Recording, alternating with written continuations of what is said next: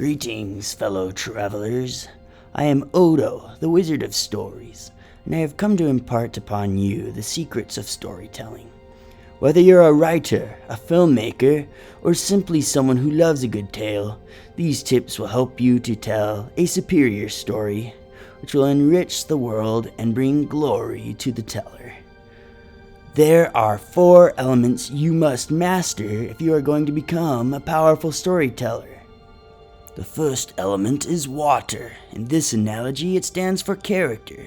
You must learn to change bland Mary Sues into dynamic, personal go-getters. The next element is, of course, wind.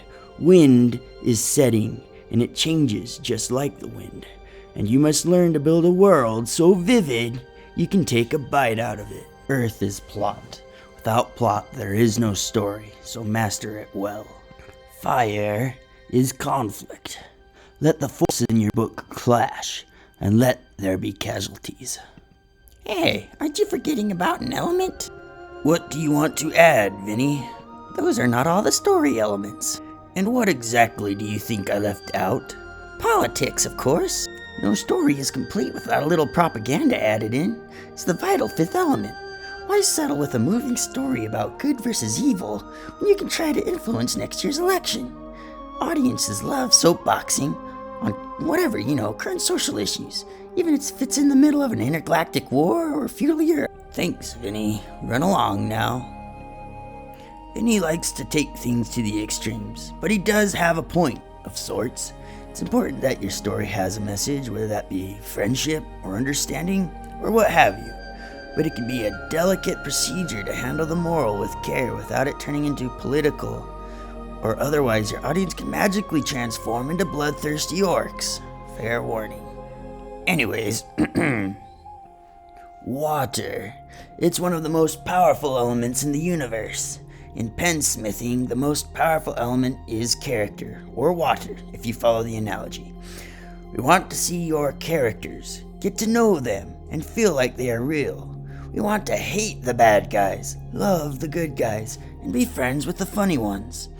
The only way to achieve this is to move away from the archetypes in our heads. Don't try to make a character modeled after the archetype of that character.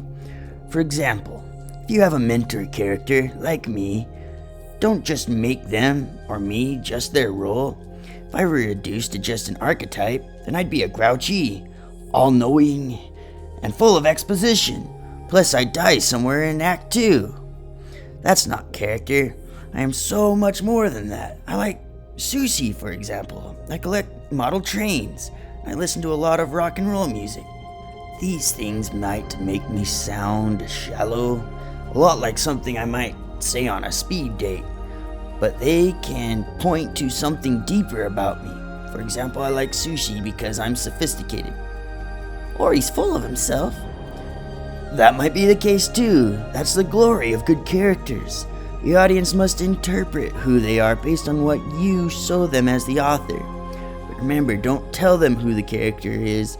Show them by what they do, what they have, and where they are. Comment below. Why does Oddo like sushi? Why does he collect model trains? What is him with rock and roll? Setting is like air. It moves and it flows, but it is always there. It doesn't really matter where your setting is. It can be in the Sea of Tranquility, or it can be on floating rocks of Pangea, but it needs to be there, and it needs to be concrete and tangible. You need to see it in your own mind as the author before you write anything. You need to have texture, color, lighting, smell, taste, temperature, sound, and music. This will not only give your story a sense of place, but will set the tone for your story and give your characters a world to explore. Setting is like air. If you didn't add setting to your story, the characters would suffocate. Uh-oh, where'd the setting go? Oh no! The plot gives action to your story. You can have a great world with characters to move around in it. But where are they going? What stands in their way? I mean, can you think what Harry Potter would look like if he just went to school and came home? Hey son, how was magic school? Fine. See, there would be a good character in a great setting with nothing to do. Yeah, but at least he'd still have parents. Oh, low blow. Low blow, Vinny. Conflict. You need opposing forces to tell a story. You need someone or something that gives resistance in the plot. That is what makes the plot work. Nature is a powerful foe. Enemies are scary. There are parts inside of us that we must overcome. Like when I hit the all-you-can-eat sushi bar and I couldn't get out of the place. You need all these elements to tell a good story. You need to think before you write and have a clear, solid vision for who your characters really are inside and how that manifests on the outside. You need to have your world feel so real that when they turn your book into a movie, the director gets your world right and the characters have the right hair color and the right nose shape. And you know, the whole shebang. You need to have a plot that piques your character's interest, and you need to have clashing conflict. And there you have it, my friends. Follow these tips and you will be well on your way to telling a great story. Remember, the power of storytelling is ancient and magical. It can inspire, uplift, transport us to new worlds. So go forth and spin your own tales, and may the magic of the story be with you always.